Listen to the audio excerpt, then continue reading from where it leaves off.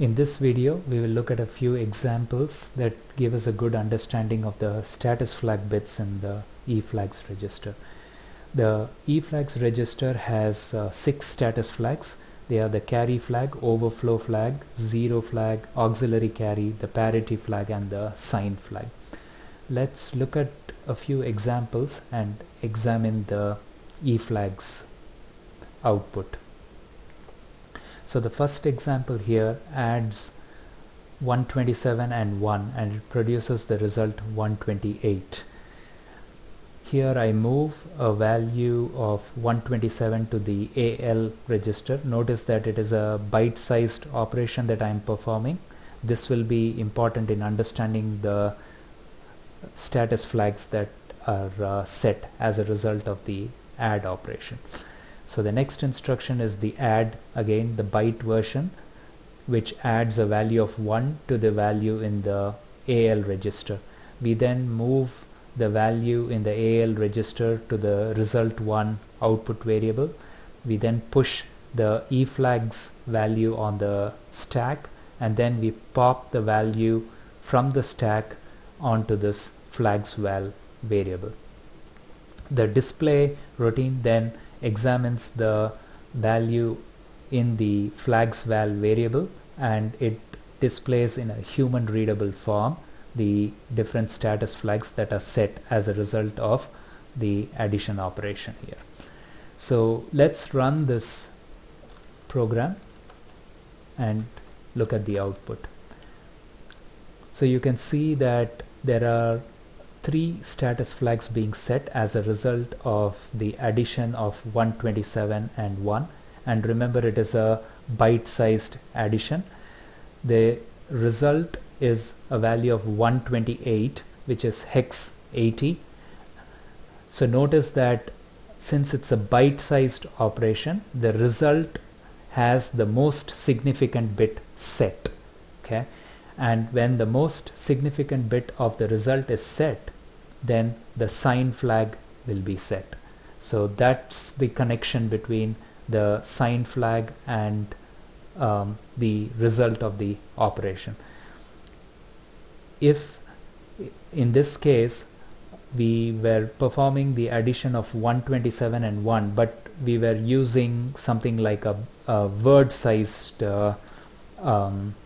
operation, so something for example like add W, we would not be seeing the sign flag being set, because the operation, well, when I use add W, I'll also have to use AX here for the correct register size here, and since it becomes a 16-bit value, in this case the result of the operation is 16 bits, so the most significant bit is bit 15 as opposed to bit 7 in the byte-sized version. So the sign flag will not be set if I use the add word version, but in this case I use the add byte version to show specifically that the most significant bit of the result is directly mapped onto the sign flag.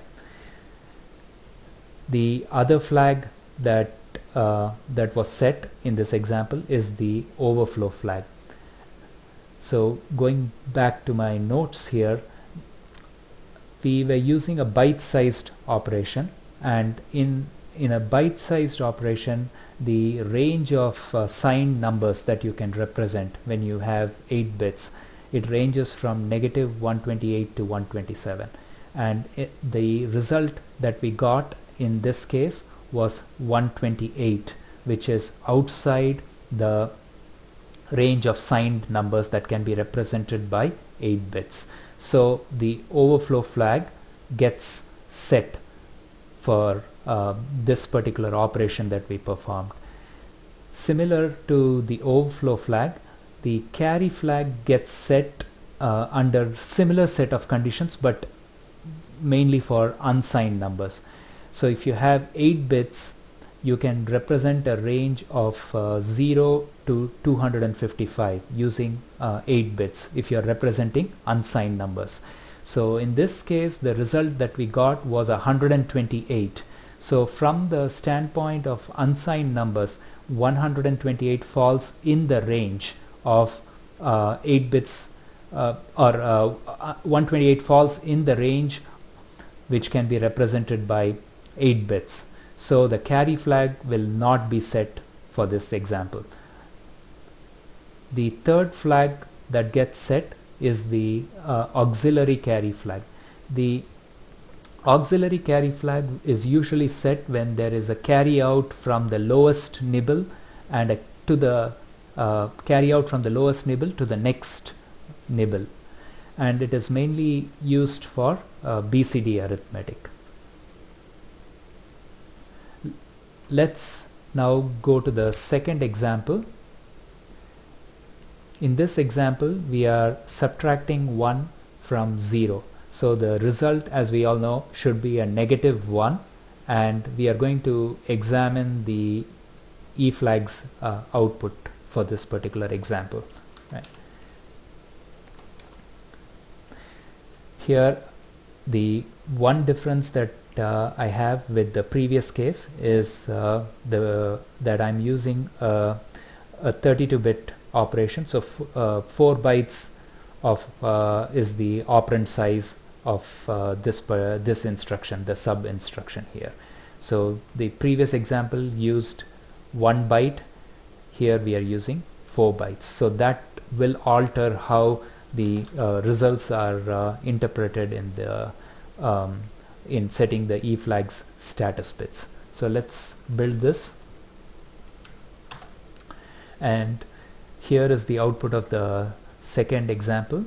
We see that we are subtracting 0 and 1, and the result is a -1, which is represented as all F's.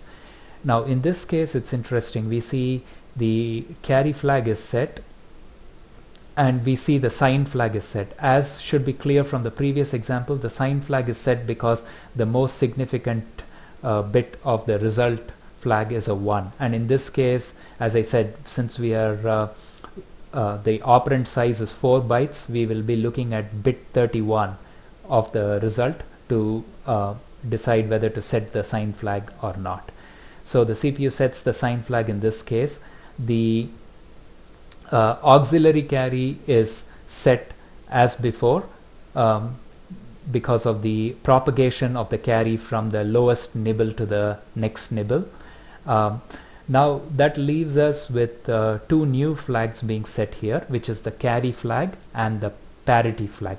Now the parity flag is set when the lowest byte of the result has an even number of ones. So in this case, the lowest byte of the result has all ones, which means it's got 8 ones, and since it has even number of ones, then the parity flag is set for this case. Next comes the carry flag. So for the carry flag, as we know, the result of this operation is a -1, right? And we were using 32 bits as the data size for this instruction when we performed the subtraction.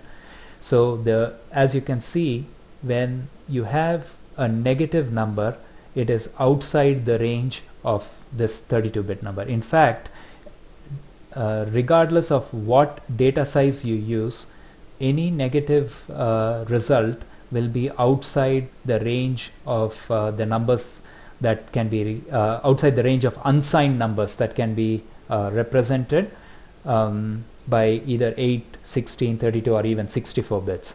So the carry flag will always be set if your result is negative. So in this case, our result was a -1, and we set the carry flag. The final example is a simple XOR operation.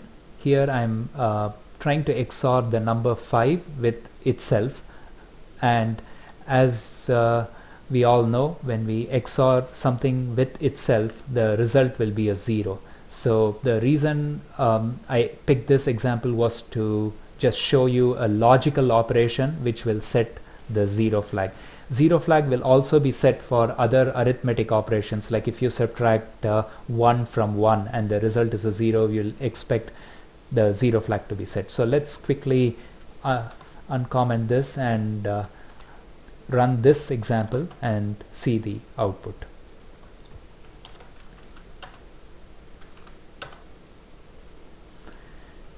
So when example 3 runs, we find that the two status flags that are set are the parity flag and the 0 flag. The reason why the 0 flag is set should be obvious because the result is 0. The parity flag again is set because the lowest byte of the result has an even number of ones, which means it's got no ones, which means that there are 0 ones, and hence the parity flag is set. So I hope this program gives a brief introduction into the different status flags and how they are set in various arithmetic and logic operations. There are a few instructions in the x86 architecture which directly manipulate the carry flag. Some of those are set carry flag, which is represented by the STC mnemonic. There is the clear carry flag, which is the CLC mnemonic, and in addition to that, the bit test instructions also manipulate the carry flag. The shift and the rotate instructions also write into the carry flag. We will see other examples of manipulating the carry flag with the shift and the rotate instructions in the next video. Thank you.